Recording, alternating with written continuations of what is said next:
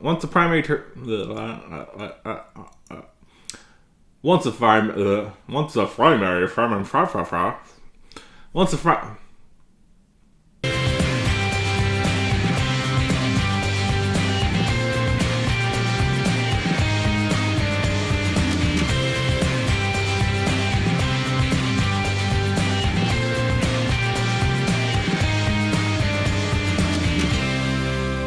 Welcome back to Rewind with bschwitty, because wine is crying juice. Let's first things first. You may notice that I do not have a cold anymore. I'm feeling a lot better. Thank you, everyone, for your concern. I've gotten better, and hopefully I at least sound it. I have a slight cough, but I'll make sure that doesn't get into the edits. But today, we're going to be doing something special. This is, I guess, a wine basics episode. Wine basics is what I labeled it as. So we're going to take a departure from wine, technically. And we're going to be learning about honey wine and mead today here on Rewind.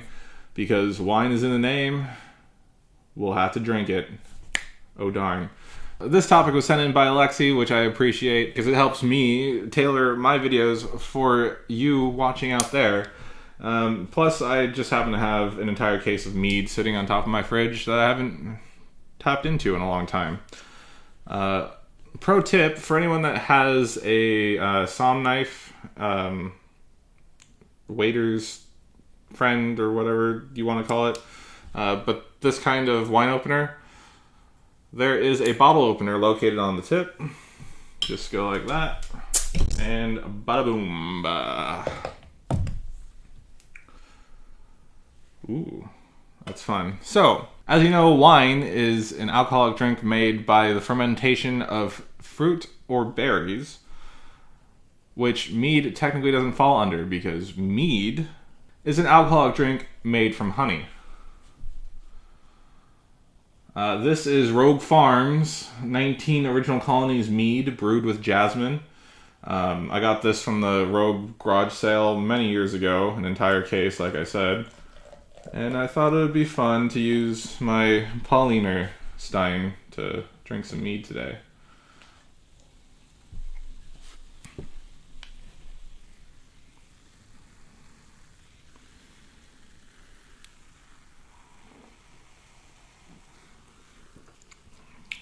Tastes how I remember it.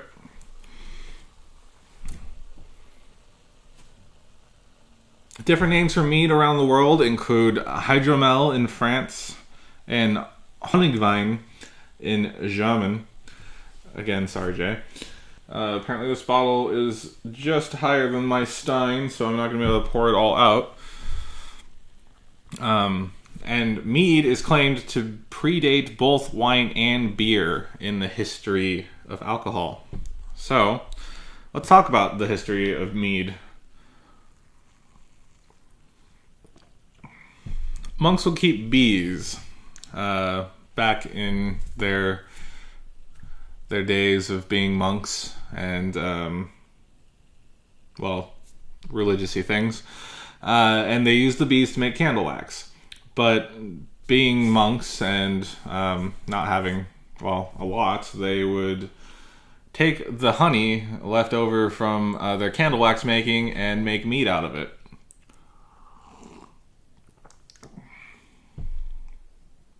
Now, once the Catholic Church was kind of dissolved in the British Islands, and thus the monasteries were disbanded, mead production kind of suffered in the area.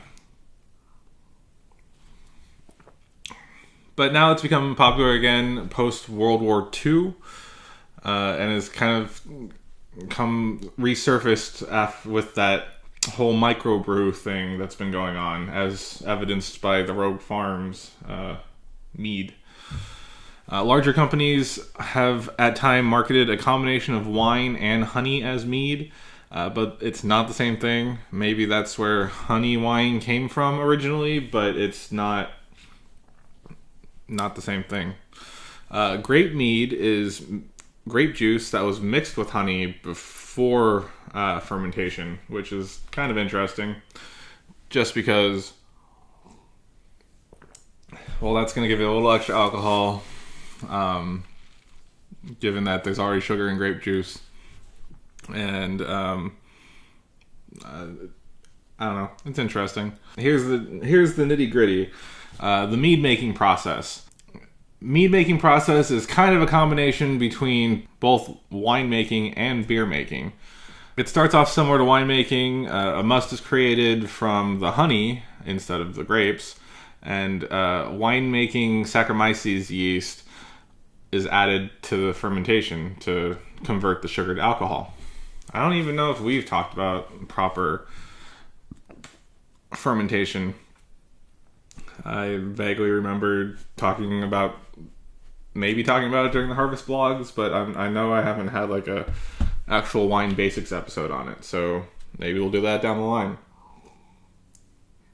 Once the primary fermentation is finished, the mead is transferred to a secondary container or racked off the lees, which lees are the dead yeast that kind of float to the bottom of the fermentation vessel.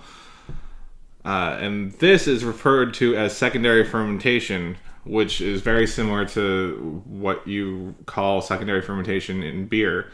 It's transferred to a second vessel, racked off the lees, or whatever they call it in beer making. I just had a conversation with my friend who's a home brewer about this over Christmas. And it's kind of like the secondary fermentation is kind of like just finishing up any residual fermentation in that secondary vessel without the gross lees, or again, whatever the beer makers call it. But in winemaking, it differs because in winemaking, secondary fermentation also refers to malolactic fermentation, which is a process where malolactic bacteria converts malic acid to lactic acid. That's a lot, I know. But we're still bringing it back to wine, not just honey wine. Once through secondary, the mead starts to clear up, and it can be sulfited and back sweetened depending on the mead maker and their preferences. Back sweetened means they'll add a little extra sugar just in case it became too dry and isn't pleasurable, because I'm pretty sure mead is supposed to be a little sweet. It's not as sweet as a dessert wine, but still has a little bit of residual sugar in it. This definitely, while on the dry side, just on the back there's just a little hint of sweetness masked under the complex honey wine features. And I guess we could talk a little bit about this one that I'm drinking here. You'll find mead, like I said, from, at least in the States, you'll find mead from microbrewers, smaller breweries, even though I guess Rogue's gotten bigger in the last few years, but this is part of the Rogue's Farm line, which is small batch. Mead's nice. There's a reason I bought it. It's somewhere between beer and wine, and you can find them at Renaissance fairs. It's just a very refreshing. It's like kind of similar to cider, a hard cider. There's just a pang of sweetness, and it's pretty good. This one in particular, you kind of smell the jasmine. There's like I said, you could taste the honey. I don't know if you could evaluate it in a similar way to wine, but I'm really sure Cicerone or a beer somm would be able to be better at evaluating this. But I like it. It's there's a reason why there's a case of it above my fridge. I should have mentioned it's not a full case, but I don't often drink it. It's kind of a once in a while thing. Or when friends are over and they're like, ooh, what's this? So, hopefully that satisfied your curiosity about mead. If not, let me know what else you want to know in the comments below. I will do my best to research it and get back to you on it. On Wednesday, I may sound sick again because I shot it last week when I actually was sick. We're going to solve the age-old question, which cheese cracker is the best to go out wine tasting with? It was fun for me because I got to eat like 5 to 10 different types of cheese crackers, which I love. Either way, did you enjoy this episode? Is there anything that you personally, the viewer, would like to see me do on Rewind, learn about, etc., etc.? Please let me know in the comments below. Please share, comment, like, and subscribe. My name is bschwitty, and I will catch you next time.